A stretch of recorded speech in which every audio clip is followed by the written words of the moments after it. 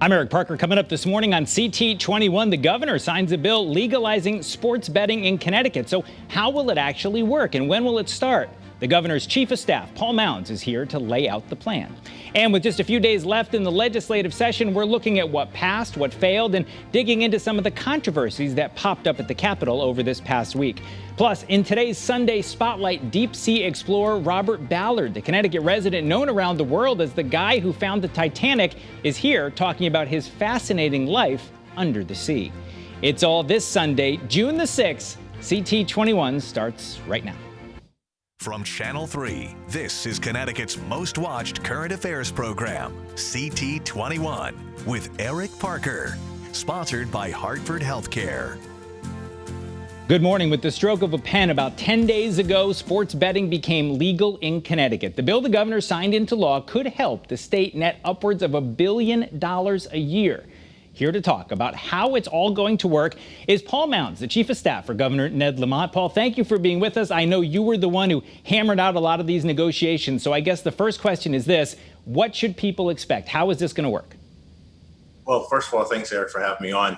I think one of the things you understand is this is a transformative deal for the state of Connecticut to be able to have this with our two tribal partners and with this expansion of gaming within the state of Connecticut. What people can expect is we're right now, after the governor signed the bill into law, we are working very hard on the compact amendments with the tribal nations and providing that to the Department of Interior for their approval. Once they receive it, 45 days they'll have in terms of getting that approved. And then simultaneously, we have the Department of Consumer Protection who is working to get the actual regulations up and going. So we have a goal to want to get this up and going by the start of the football season. It's a very aggressive goal, but we're going to be working very hard to get to that point.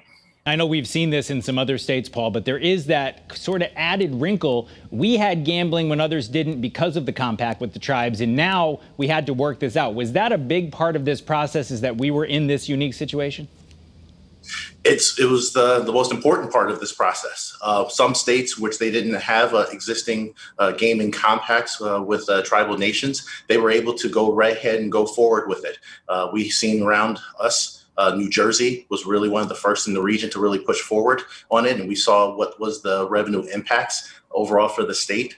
But that's the beauty of this compact that we've had for the tribal nations for close to 25 years.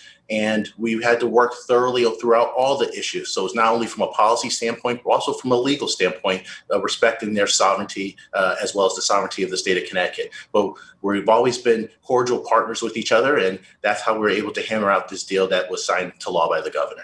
How important of a priority was it for the governor? I know there was that March testimony that you gave at the legislature where you broke the word that one of the tribes was in agreement, the other wasn't quite there yet. I mean, that's a pretty big push in the political world. Was Governor Lamont thinking that this was something he had to get done this session? This was a marker. This is something that was very important for the overall legacy for the governor, but also for the state of Connecticut as a whole, to have a further revenue diversification within our state. All negotiations are tough, but we try to do it in a very cordial manner and be honest and forthright, particularly to the general public and to the legislature, which I did during that hearing. Like you said, it was a very bold move, but we wanted to be able to be forthright and say where we were at the time.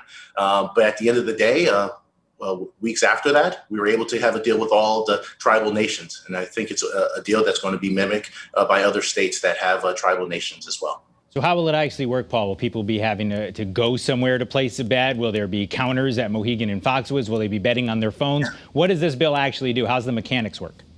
So here's how the mechanics work. So we want to focus on the sports gaming portion.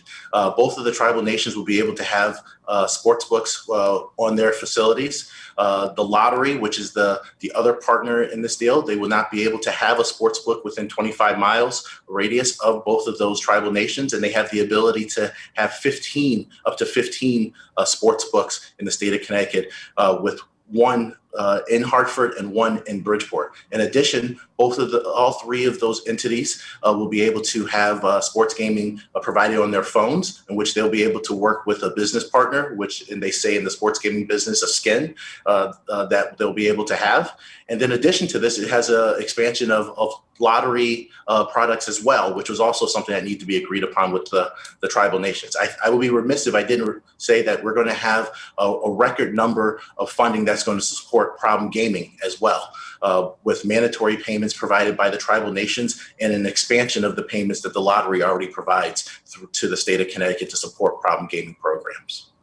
Now, a lot of people are probably watching this interview who maybe aren't big sports fans or aren't gamblers and thinking, Paul, who's going to do this? But this is a huge industry in other states where it's popped up. I saw one number just the first quarter of the year, 1.7 billion around the country. I mean, for people who may not know that this is out there, I mean, I see a lot of the sports stuff on your Twitter feed, Paul. As a sports fan, this is a big deal for people, right? This is a big deal for a lot of sports fans. I have friends and colleagues that I've known and grown up with who would actually travel on weekends to New Jersey so they can be able to participate in sports gaming. We've all known for years that people have taken flights to Las Vegas so they can be able to participate in football season, March Madness, and others. But you also have seen that the growth is something that is now being, I would say, accepted by the sports leagues as well.